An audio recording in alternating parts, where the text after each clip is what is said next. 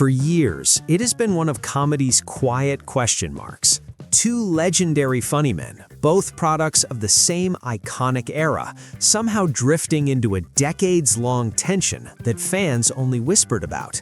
Now, David Spade is finally pulling back the curtain on his rumored 25-year feud with Eddie Murphy, and his take is equal parts honest, reflective, and unmistakably Spade. In recent conversations, David did not come in swinging or stirring drama.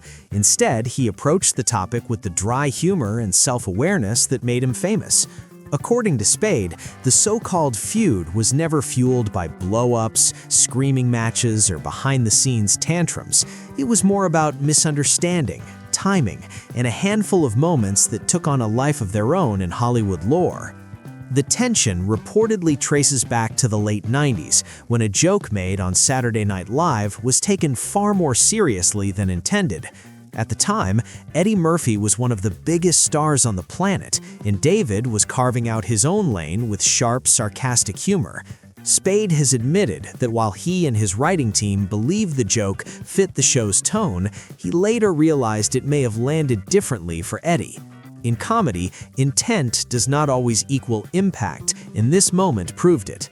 What makes David's reflections stand out is his willingness to own his role without over-dramatizing it. He's been open about understanding why Eddie may have been upset, especially considering how personal jokes can feel when careers, legacies, and public images are involved. At the same time, David explained that he never believed the situation would stretch into something fans would label a feud lasting a quarter of a century. Eddie, known for being selective about public commentary, has largely remained silent on the issue over the years. That silence, combined with Hollywood's love for exaggerated narratives, helped cement the idea of a long-running rivalry.